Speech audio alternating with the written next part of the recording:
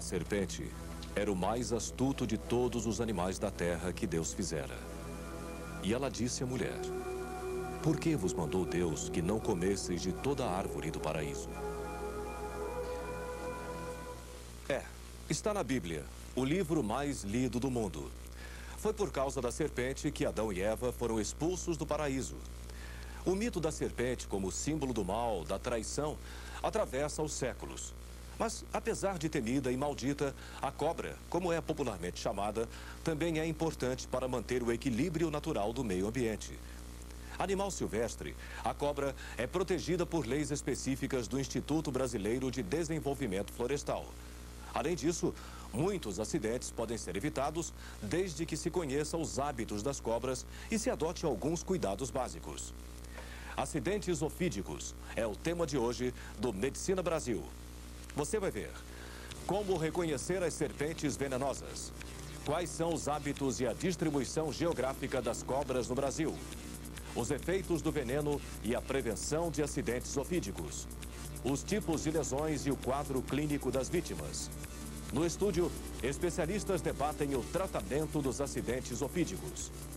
Medicina Brasil está começando.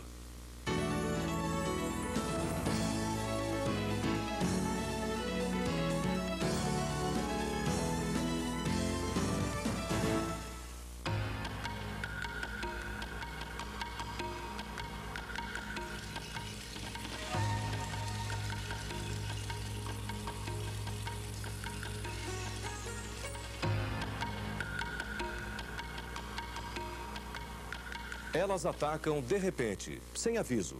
Ou melhor, se defendem sem aviso. Uma pessoa picada por uma serpente venenosa precisa de soro o mais rápido possível. Os sintomas do veneno aparecem nas primeiras horas após a picada. Nos primeiros minutos, se a picada for de uma cobra coral. Em qualquer caso, o veneno pode ser mortal. A serpente é um réptil que possui o corpo alongado, coberto por escamas. Surdas, elas sentem as vibrações do solo através do próprio esqueleto. A língua serve para explorar o ambiente e pegar pequenas substâncias que se encontram suspensas no ar. Desempenha função equivalente ao olfato. Os olhos são sem pálpebras e a temperatura do sangue varia de acordo com o ambiente. Até o final do século XIX, não havia antídoto para o veneno das serpentes. Em 1895, o médico francês Calmet criou no Instituto Pasteur, em Paris, o primeiro soro antiofídico. O soro era contra o veneno da cobra indiana, Naja. No Brasil, 2 anos depois, em 1897, Vital Brasil descobriu que os antígenos deveriam ser específicos. E foi o que ele fez, criando diferentes soros para cada gênero de cobra brasileira. Em 1899, devido à dificuldade de obtenção do soro antiofídico, o governo de São Paulo resolveu criar um instituto soroterápico para a sua fabricação. Foram designados para organizar o instituto Emílio Ribas, Oswaldo Cruz, Adolfo Lutz e Vital Brasil. Em 24 de novembro de 1899, estava criado o Instituto Butantan. Hoje em dia, 3 laboratórios produzem o soro para uso humano no Brasil. O Instituto Vital Brasil, no Rio de Janeiro, a Fundação Ezequiel Dias, em Minas Gerais, e o Instituto Butantan, em São Paulo. O Ministério da Saúde compra a produção e distribui os soros para as secretarias estaduais de saúde. As secretarias, por sua vez, repassam os soros para os postos de saúde e hospitais. Nossa reportagem foi conferir como é feita a produção do soro antiofídico. A produção de soro é feita da seguinte forma. O veneno da serpente é inoculado em um cavalo em períodos de dias alternados, para que ele crie anticorpos. Ao final de mais ou menos 2 meses, é retirado o sangue do animal para verificar se ele criou anticorpos. Este processo é repetido até que a quantidade de anticorpos seja suficiente. Repare que o sangue retirado do cavalo tem 2 colorações. A mais clara contém os anticorpos para a fabricação do soro e a mais escura contém hemácias que serão devolvidas ao corpo do cavalo. Ao final do processo, o soro passa por testes químicos e biológicos até ser considerado aprovado para o uso humano. Os soros brasileiros são considerados de muita estabilidade. Pesquisadores do Instituto Vital Brasil comprovaram que, quando submetidos a drásticas mudanças de temperatura, os soros mantêm suas qualidades terapêuticas. Apesar desta constatação, é importante lembrar que o padrão de conservação previsto em lei federal deve ser mantido. Os soros devem ser conservados entre 2 e 8 graus Celsius positivos. Conheça agora um pouco mais do trabalho de pesquisa do Instituto Vital Brasil. Atualmente, o principal objetivo dos pesquisadores do Instituto Vital Brasil é aprimorar os soros antiofídicos.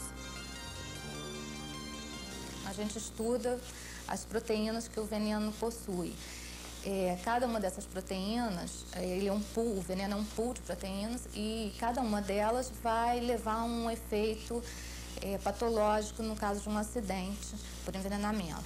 Então, você vai ter proteínas que são hemorrágicas, proteínas coagulantes, proteínas hipotensoras, outras que causam hemólise. Então, a gente estudando essas proteínas, separando, a gente vai ter condição de trabalhar produzir soros mais específicos, que não só salvem a vida de um indivíduo acidentado, mas também que permita diminuir os efeitos, as sequelas que ficam depois de um envenenamento, mesmo quando o indivíduo se salva na soroterapia. No mundo todo, existem cerca de 2.500 espécies de serpentes. 250 são conhecidas no Brasil. Deste número, 70 são venenosas.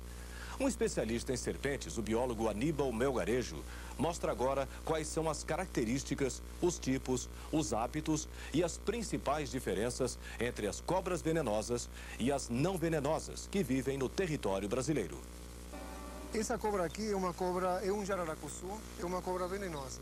A característica da cabeça triangular, escamas pequenas na parte superior, associadas com a presença da fosseta loreal, que é esse buraco que está na frente do olho e por trás da narina, diferenciam o principal grupo de cobras venenosas do Brasil das cobras não venenosas. É dizer, cabeça triangular e escamas pequenas não é suficiente, porque, por exemplo, a jiboia, que o colega aqui está mostrando, a jiboia é uma cobra que tem também escamas pequenas na parte superior e cabeça de forma triangular, mas ela não tem a fosseta loreal, que é esse buraco na frente do olho e por trás da narina. Então, essa característica, essas três características, cabeça triangular, com escamas pequenas e fosseta loreal, é a principal característica para identificar o grupo mais importante de cobras venenosas do Brasil, que é o que compreende as jararacas, as cascavéis e a surucucu. As cobras corais são um outro grupo com características absolutamente diferentes. Nós temos aqui também uma cobra muito comumente confundida com venenosa, que é um jararacuçu do brejo, ou cobra nova, ou limpa-campo. Estas cobras, elas também não apresentam fosseta loreal, mas também a cabeça delas não é triangular, e não sei se a câmera pode mostrar, mas em vez de ter escamas pequenas na parte superior, elas têm placas simétricas e de grande tamanho. Os olhos são grandes e a pupila redonda. A diferença da jararacuçu, por exemplo, que tem um olho não é exageradamente grande e a pupila é vertical, que caracteriza as cobras noturnas.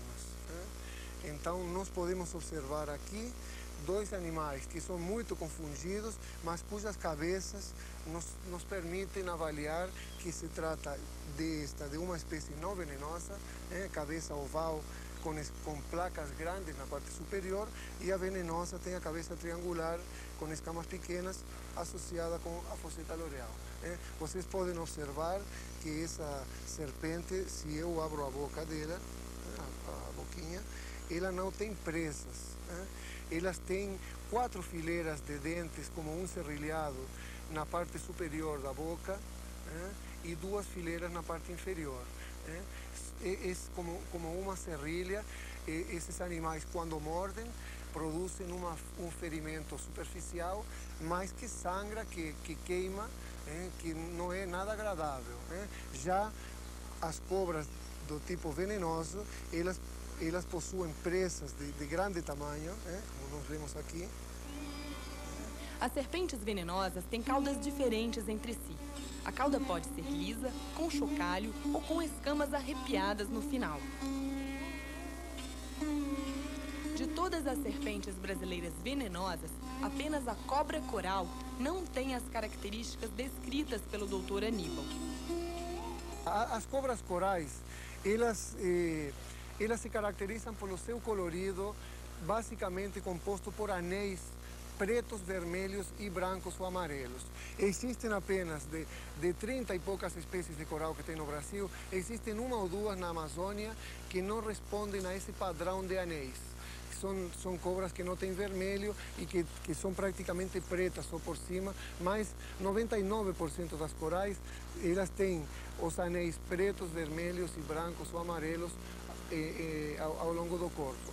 Então, mas existem as chamadas falsas corais, que são muito semelhantes. E nesse caso, geralmente, como são poucos os especialistas que conseguem identificar a falsa da verdadeira,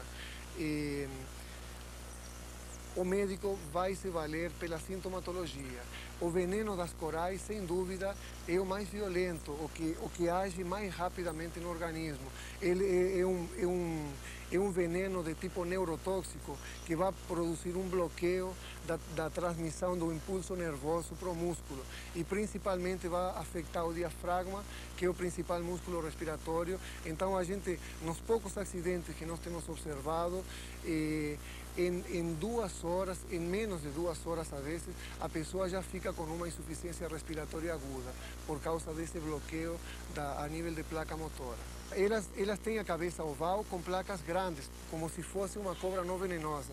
Elas não têm focetas loreais, que era aquela característica que nós mostramos que diferenciava a venenosa da não venenosa. Então a coral, ela basicamente tem um aspecto de cobra não venenosa com esse colorido de anéis.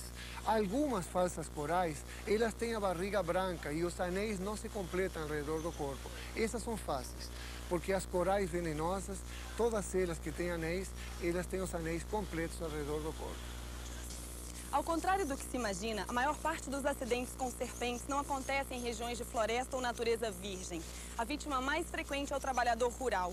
Isso acontece porque em regiões dedicadas à agricultura existem muitos ratos, e os ratos são o principal alimento das serpentes.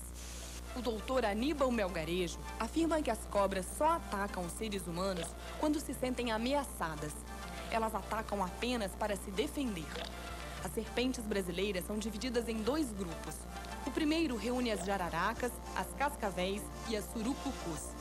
O segundo grupo é formado pelas cobras corais. São mais de 30 tipos de jararaca no Brasil. Elas pertencem ao gênero Bothrops. Essa serpente pode atingir até 2 metros de comprimento. As jararacas estão distribuídas em todo o território nacional e são responsáveis pela maioria dos acidentes ofídicos, 88% do total.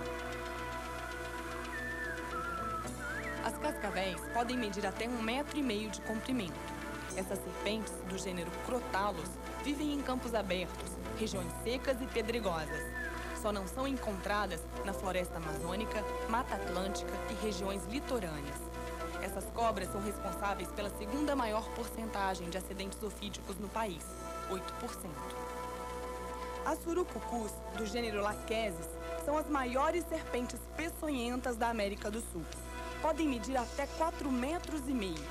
Elas podem ser encontradas na floresta amazônica e Mata Atlântica.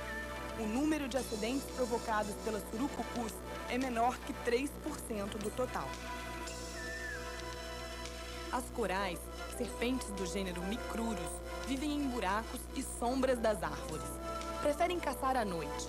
São encontradas em todo o Brasil, mas segundo os dados notificados ao Ministério da Saúde, os acidentes com corais são inferiores a 1% do total. Um animal destes deixa uma marca importante quando produz um acidente. Então, outra forma, porque muitas vezes a vítima picada por uma cobra, ela não leva o animal junto para o hospital onde vai ser tratado. Então, o médico, muitas vezes, por um conjunto de sinais, como, por exemplo, pode ser a marca das presas, mas principalmente pelos sintomas, que 90% dos acidentes no Brasil são causados por cobras de tipo jararaca, que produzem um fenômeno inflamatório local com sangramento e edema, inchaço, que é bastante característico, somado muitas vezes a uma alteração do tempo de coagulação. Então, um conjunto de sintomas e sinais permitem ao médico suspeitar com bastante certeza qual é a cobra que produziu o acidente e então aplicar o soro específico para realizar o tratamento com sucesso. Quando se fala em cobras, prevenir, sem dúvida, ainda é o melhor remédio. Mas em caso de acidentes, estes devem ser os primeiros socorros. Não amarre ou faça torniquete no local da picada. Não corte a ferida. Mantenha o acidentado em repouso. No caso da picada ser em pernas ou braços, mantenha a região atingida em posição mais elevada. Leve a pessoa imediatamente para o posto de saúde para tomar o soro. No próximo bloco, você vai conhecer quais são os tipos de lesões e o quadro clínico das vítimas de acidentes sofídicos. A gente volta já.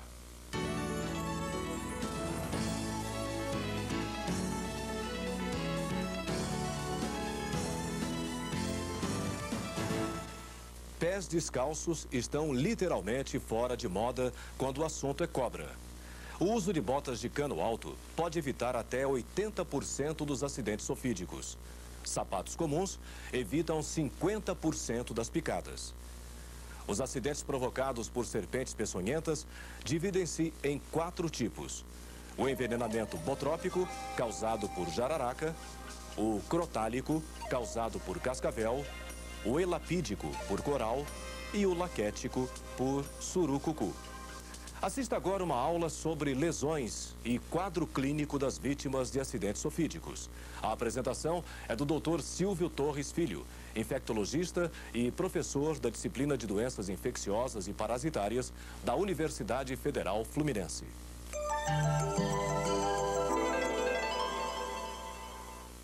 Esses acidentes se devem a um efeito, a um conjunto de efeitos do veneno dessas serpentes, e que são basicamente de 3 tipos. São os efeitos necrosantes, efeitos coagulantes e efeitos vasculotóxicos. A Botrytis jararacuçu tem uma ação, o seu veneno, uma ação mais miotóxica local do que propriamente vasculotóxica. Mas as manifestações clínicas, em linhas gerais, são basicamente as mesmas. Este é um acidente que se caracteriza desde o início por manifestações locais de intensidade variável e, em geral, muito importante. A dor é a primeira manifestação e ela ocorre imediatamente após a inoculação do veneno. É uma dor de intensidade variável. Dependendo do local, sobretudo quando em extremidades, essa dor pode assumir uma intensidade muito importante. Essa dor vem logo a seguir acompanhada de uma manifestação evidente, que é o edema. A dor e o edema podem se restringir, o que ocorre sobretudo nas formas leves do acidente, ao local em que o veneno foi inoculado. Ou então, eles podem progredir a partir daí em direção ao tronco do paciente, comprometendo às vezes todo o membro atingido.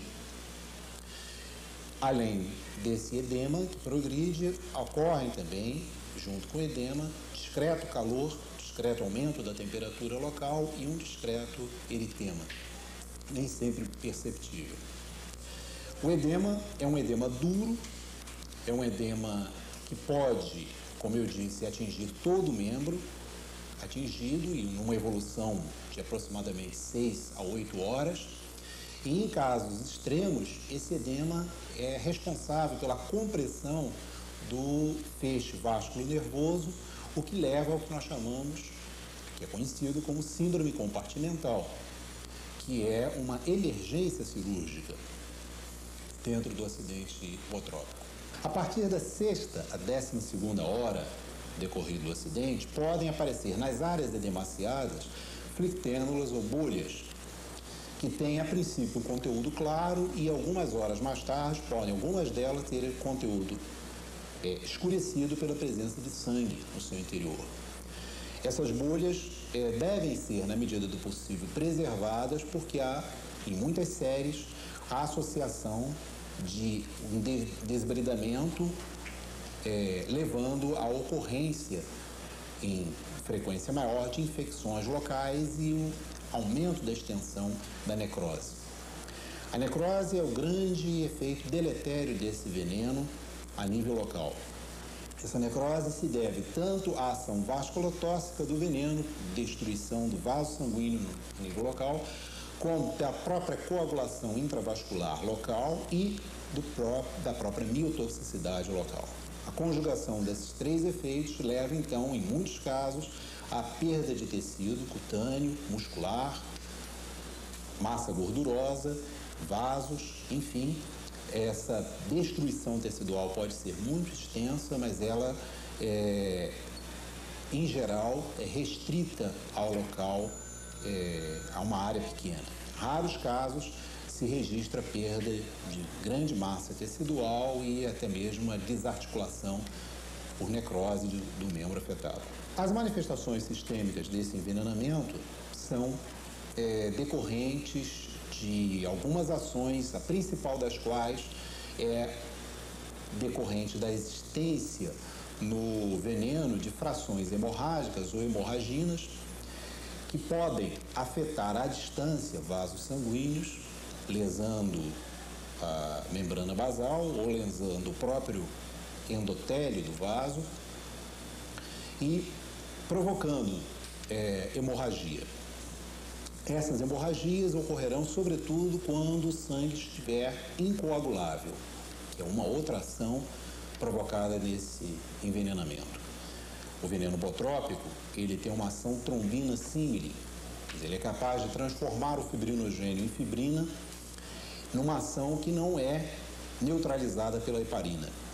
O veneno botrópico também pode ativar o fator 10, ativar a protrombina e ativar plaquetas e desencadear o fenômeno da coagulação intravascular, tornando então o sangue incoagulável. O paciente com sangue incoagulável, fato que inclusive pode ocorrer mesmo nos acidentes leves, e com o endotélio lesado à distância, que só vai ocorrer nas formas graves do acidente, poderá apresentar manifestações hemorrágicas, chamadas hemorragias à distância, das quais as mais importantes e frequentes são a gengivomorragia e a hemorragia nasal.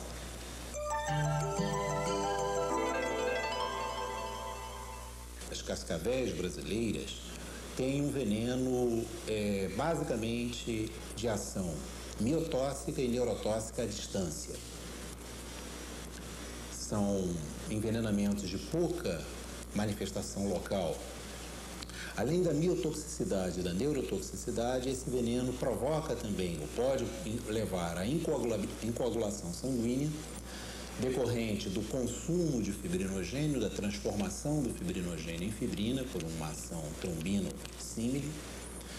E esse veneno provoca também lesão renal, de modo direto pela sua nefrotoxicidade ou de modo indireto pela deposição de mioglobina nos túbulos renais. Uma outra manifestação menos comum nesse acidente é a ocorrência de hemorragia à distância. A vítima de acidente por cascavel, em geral, é tomada de grande pânico. No entanto, esse é um acidente que provoca muito poucas manifestações locais e a dor é quase inexistente. Quando ela é registrada, é referida como de baixa intensidade. Ao contrário, a vítima de uma picada por cascavel, com frequência, refere uma alteração da sensibilidade ou até mesmo um desaparecimento momentâneo ou de longa duração da sensibilidade local. No local da picada, que deve ser bem examinado, o que se percebe às vezes são os pontos de perfuração produzidos pelos dentes do animal, pelas presas, e na ausência quase absoluta de edema ou de outras manifestações que são características do acidente botrópico. Passadas mais ou menos 5 horas, as 5 primeiras horas do acidente, esses pacientes costumam ser acometidos de intensa dor muscular generalizada. Essa mialgia de intensidade variável, algumas vezes muito importante, é decorrente da ação miotóxica desse veneno. E essa ação tem sido observada ocorrer, sobretudo, atingindo as fibras tipo 1 da musculatura esquelética, cuja estrutura histoquímica é muito parecida com a das fibras miocárdicas, razão da alteração enzimática que se registra no sangue desses pacientes, que se assemelha muito ao que se observa no infarto agudo do miocárdio e que é de valor no diagnóstico desse acidente. A outra manifestação importante nesse acidente e que se registra em torno da 5ª, 6ª hora é a alteração miotóxica, que tem como característica principal o comprometimento de nervos cranianos. Esse doente costuma desenvolver um fáscias chamado fáscias neurotóxico ou fáscia miastênico, caracterizado pela ptose palpebral, pela paralisia extrínseca do globo ocular, o desvio do globo ocular para fora, estrabismo divergente, a medríase paralítica e a alteração, embora em frequência menor, paralítica da musculatura facial. Por fim, a principal manifestação desse envenenamento que coloca o doente sob risco de vida é a lesão renal. E isso começa a ser observado por volta da 48ª hora decorrido do acidente. E o que se observa, então, o que se pode observar é a diminuição do volume urinário com o escurecimento da urina e, em consequência, um quadro de uremia que pode levar o doente à morte. Essa insuficiência renal é decorrente tanto da lesão necrótica cortical como, sobretudo, da lesão tubular devido à precipitação da mioglobina procedente da musculatura lesada nos túbulos contorcidos proximais. Esses acidentes tratados têm uma letalidade em torno de 1% e a letalidade é muito alta naqueles pacientes que não recebem a soroterapia em tempo útil, até a 6ª hora principalmente.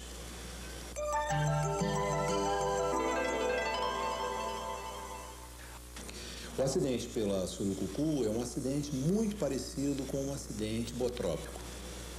Todas aquelas características descritas no bótropos são as mesmas que vão ser observadas no acidente laquético.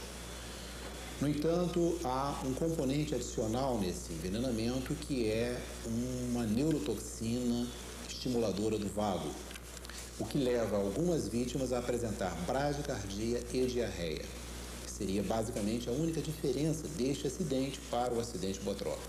Além da gravidade, porque a surucucu, sendo uma serpente de porte maior e quantidade maior de veneno, ela costuma provocar acidentes mais graves.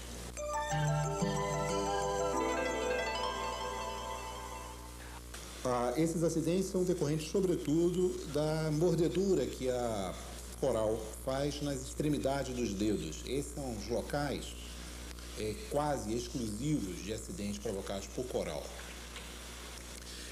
Esses acidentes provocam um envenenamento do tipo neurotóxico exclusivo. O veneno da coral praticamente só dispõe de neurotoxinas. E as manifestações locais são, sobretudo, uma dor discreta e de curta duração, que é substituída, em alguns casos, por uma sensação de parestesia migratória do local em direção ao tronco do paciente.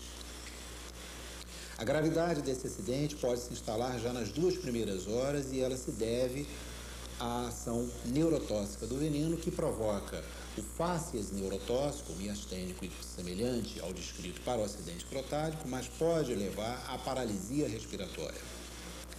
Há 2 neurotoxinas nesse acidente. uma neurotoxina que atinge a membrana pré-sináptica e numa ação que pode ser revestida com drogas colinesterásicas, tipo a neostigmina, e uma segunda neurotoxina de ação um pouco mais tardia, que é a neurotoxina pós-sináptica, que não é refratária, que não cede ao tratamento com a neostigmina.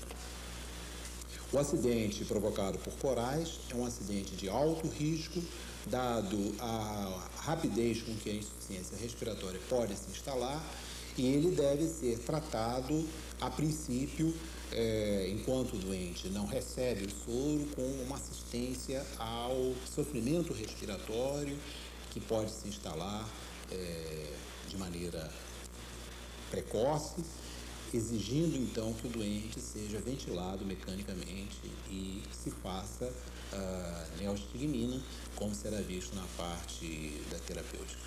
A seguir, especialistas debatem o tratamento das vítimas de acidentes sofídicos.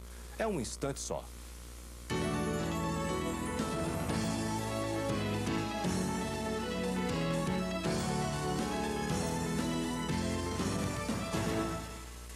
O tratamento das vítimas de acidentes sofídicos e a autossuficiência na produção de soro antiofídico são os temas do debate que você confere agora. A coordenação é do infectologista Silvio Torres Filho. Vamos dar prosseguimento, então, à discussão sobre o tema acidentes sofídicos, e agora nós vamos contar com a presença dos doutores. Dr. Jorge Bermudes, que é professor da Escola Nacional de Saúde Pública e diretor-presidente do Instituto Vital Brasil de Niterói. E o Dr. Marcelo Gonçalves, professor da Universidade Federal do Rio de Janeiro, da disciplina de doenças infecciosas e parasitárias.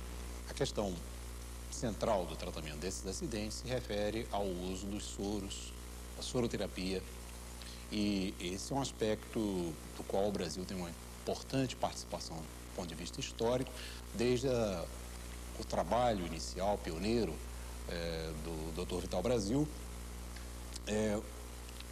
contribuindo de uma maneira muito importante, demonstrando a necessidade da utilização de soros específicos.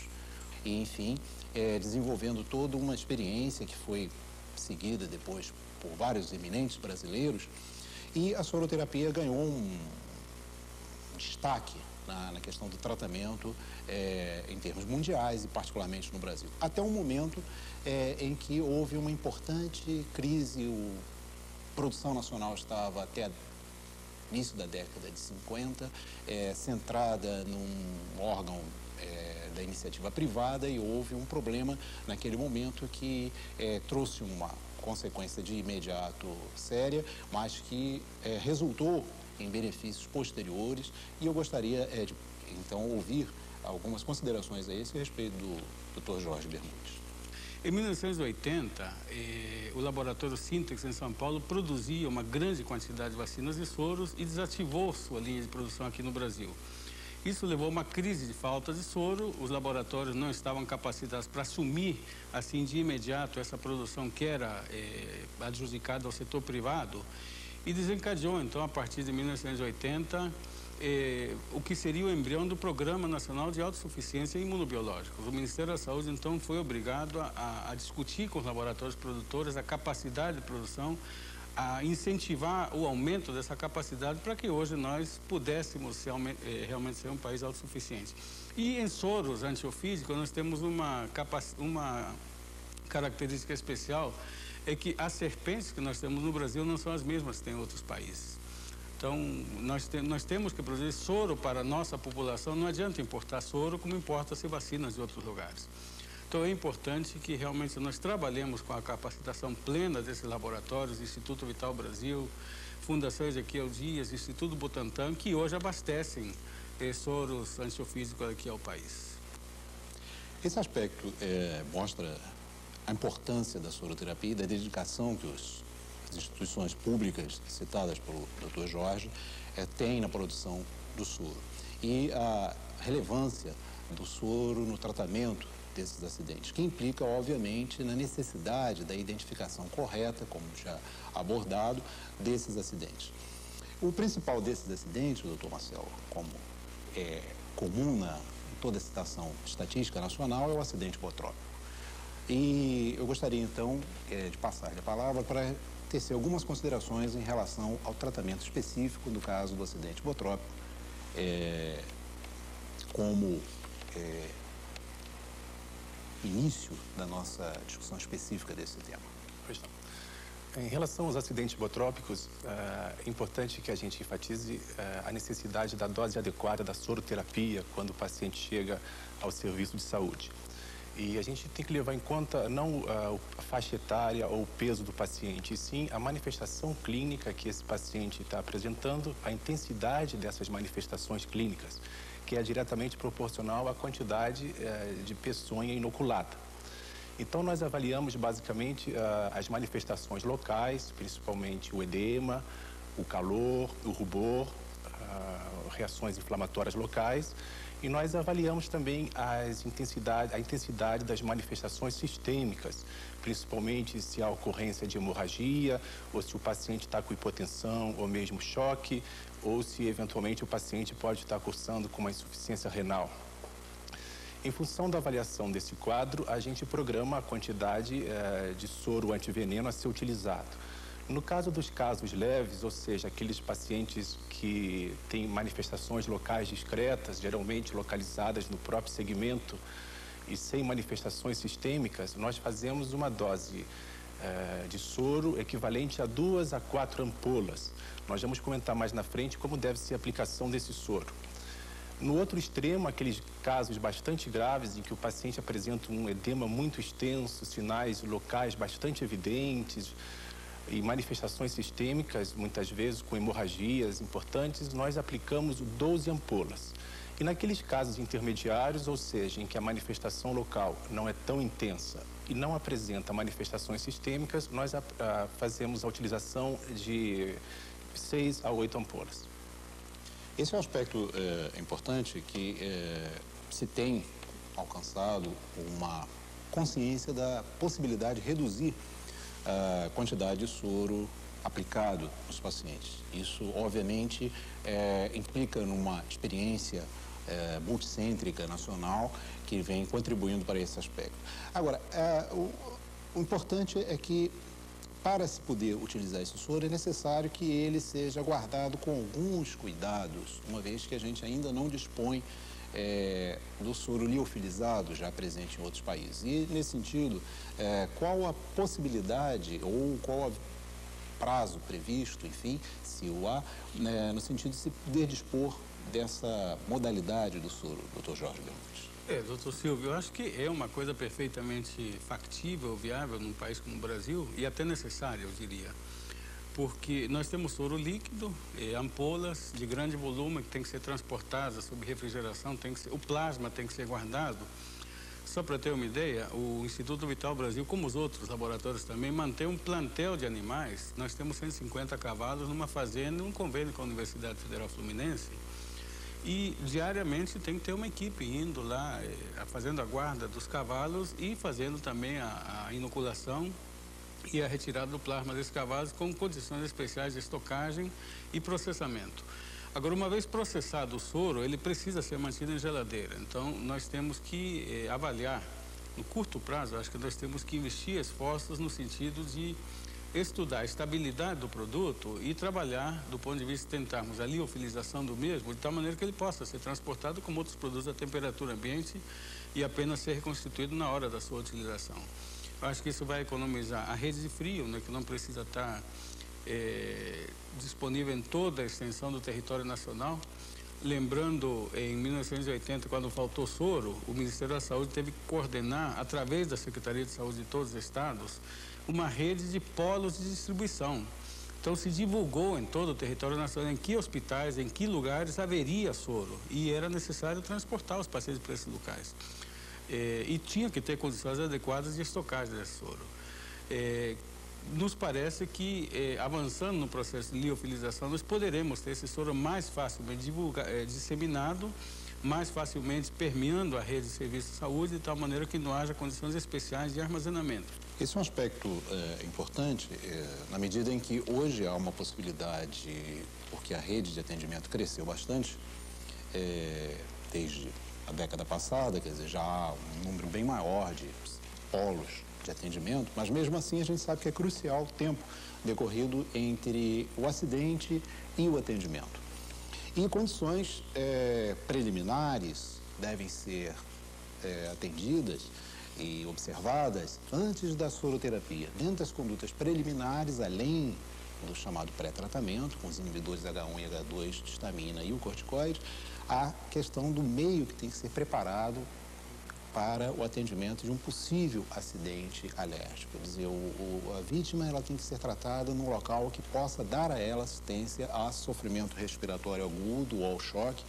Não se pode fazer a soroterapia no local que não possa dar um atendimento de assistência ventilatória, né, do uso de corticoide em altas doses, do tratamento do choque que porventura venha a ocorrer. E esse doente tem que ter alguém ao lado dele, um profissional habilitado ao lado dele, em acompanhamento contínuo durante as 2 primeiras horas decorridas da soroterapia, e é interessante até que esse doente se mantenha sob observação nas 12 horas seguintes, embora o risco maior do acidente anafilático seja um pouco mais precoce. É sobretudo no acidente por cascavel, mas também no acidente hipotrópico, muito importante manter o doente com uma diurese satisfatória, em termos da manutenção em torno de 30 mililitros por hora de volume urinário para o adulto, 1 a 2 mililitros por quilograma de peso. Isso equilibrar a hidratação do doente, qual seja via oral ou mesmo por via venosa, no sentido de manter essa diurese. No caso do acidente crotálico, é muito importante também a alcalinização da urina. A lesão renal é um fato muito comum no acidente por cascavel, e essa lesão é dada sobretudo pela presença da mioglobina, que precipita no túbulo em função da acidez da urina. Então, a alcalinização, manutenção do pH da urina acima de 6,5, e essa alcalinização pode ser feita por via oral com bicarbonato ou por via venosa, conforme a condição se apresente. E, por fim, em relação ao acidente provocado por cascavel, extremamente incomum, felizmente, a assistência ventilatória tem que ser dada e, portanto, deslocar as vítimas desse acidente para um centro de atendimento que possa contar com recursos de assistência ventilatória mecânica é fundamental para garantir a sobrevida desses pacientes. Outro aspecto que foi já abordado aqui envolve a questão da especificidade da soroterapia. Quer dizer, 90% dos nossos acidentes são botrópicos e 10% dos nossos acidentes são acidentes produzidos por cascavel. E esse é um acidente de maior risco de vida para o doente. E é necessário, então, nesse caso, a identificação do acidente e o uso em dose adequada do soro anticrotálico. O soro anticrotálico feito nas formas moderadas do acidente, aquelas formas que cursam com pouca manifestação da miotoxicidade, ou uma miotoxicidade não muito exagerada. Esses acidentes moderados serão tratados com 10 ampolas. E os acidentes mais graves, com a miotoxicidade mais intensa, quando possível, já com a detecção precoce da mioglobina na urina, esses acidentes, então, serão tratados com o dobro dessa quantidade de soro, ou seja, 20 ampolas. E essa administração ela é feita sempre, e deve ser sempre feita por via endovenosa. Nesse sentido, doutor Marcelo, como proceder em termos de tempo de infusão, diluição ou não diluição, esses aspectos que eu acho que também são extremamente importantes. São aspectos práticos realmente bastante importantes.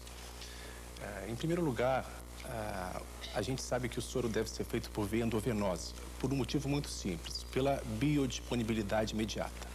Quanto mais rapidamente esse antiveneno estiver circulando, mais rapidamente ele vai neutralizar o veneno circulante e, consequentemente, um melhor prognóstico desse paciente. Então, os princípios básicos da soroterapia. Por via endovenosa, em dose única, devidamente calculada em função da gravidade do hipersonhamento. E nós damos preferência a diluir esse soro antiveneno em soro fisiológico. Normalmente diluímos em uma parte do soro antiveneno para 2 partes a 5 partes de soro fisiológico e fazemos essa infusão em torno de 20 minutos, 30 minutos. Porque há uma tendência, se acredita hoje em dia, que muitas dessas manifestações, dessas reações ao soro, são decorrentes de complexos imunes ou uma grande quantidade de imunoglobulinas, e dessa maneira a gente diluindo e fazendo um tempo um pouco maior, haveria uma tendência de ter menos reação a essa soroterapia. Lembrando, mais uma vez, repetindo o que foi dito anteriormente, a importância de uma observação armada, nesse sentido que a gente deve ter sempre à mão adrenalina, antihistamínicos, corticoide, porque há sempre possibilidade de uma reação que pode levar ao óbito desse nosso paciente. Eu queria acrescentar em cima, tudo que foi colocado deixa bem claro que realmente o eixo do tratamento é o soro, né? Quer dizer, a soroterapia é o eixo no tratamento. E no início do século, um trabalho feito pelo Dr. Vital Brasil mostrava que 25% dos pacientes que sofriam acidente físico evoluíam para o óbito. E hoje isso caiu a menos de 1%. Então, realmente, o soro, ele é eficaz, ele tem seu uso indicado, tem que ter soro. A soroterapia realmente é o centro do tratamento para os acidentes físicos. E os laboratórios produzem de acordo com essa importância. Então, por exemplo, o Instituto Vital Brasil, hoje, nós estamos produzindo 60 mil ampolhas de soro antibotrópico, que é o mais importante, 10 mil do crotálico e mais 10 mil de laquético e outros que são menos importantes aqui. Realmente, a jararaca é a mais importante e o soro antibotrópico é o que predomina na produção de soro no Instituto, também como nos outros laboratórios. E a autossuficiência hoje desse soro, eu acho que é um fato. Eu acho que é uma coisa que tem que ser acreditada aos esforços do Ministério da Saúde, junto com os laboratórios, com a Secretaria de Saúde, junto com as unidades de saúde, que padronizaram o tratamento. Eu acho que o Ministério da Saúde padronizou um manual de diagnóstico e tratamento de acidentes por animais peçonhentos, que eu acho da maior relevância para o serviço de saúde aqui no país. Nem sempre é muito fácil, sobretudo para quem não lida há algum tempo com esses acidentes, o diagnóstico. Doutor Marcelo, como proceder, então, quando o diagnóstico não é tão evidente? Esse é um dado muito interessante. Quando o paciente chega no pronto-socorro referindo ter sido picado por uma cobra, muitas vezes o paciente não está apresentando manifestação clínica naquele momento e muito menos trouxe o ofídio agressor. Nesse caso, qual deve ser a conduta do médico? Um exame físico bem feito, eventualmente um exame complementar que é muito importante, é o tempo de coagulação. Então, através do exame físico e do tempo de coagulação, ele pode acompanhar esse paciente durante um período de 12 horas e se ambos os parâmetros estiverem normais, ele vai dar alta para esse paciente, admitindo que ele tenha sido picado por um ofídio não peçonhento. No caso de o tempo de coagulação alterado, se eventualmente o paciente apresentar alguma manifestação clínica que sugira um gênero de serpente, ele vai ser então devidamente tratado com a soroterapia específica. Nós agradecemos, então, a participação do Dr. Jorge Bermúdez, do Dr. Marcelo Gonçalves e nos despedimos dizendo que da importância de um profissional que trabalha em local de atendimento de emergência dispor do manual, recorrer às secretarias estaduais de saúde no sentido de dispor nos seus serviços desse manual e utilizá-lo no atendimento adequado das vítimas desses acidentes. Muito obrigado. Medicina Brasil acaba aqui com a certeza de ter levado até você educação médica continuada de qualidade. Medicina Brasil. Prestigie mais esta iniciativa do Conselho Federal de Medicina. Até a próxima.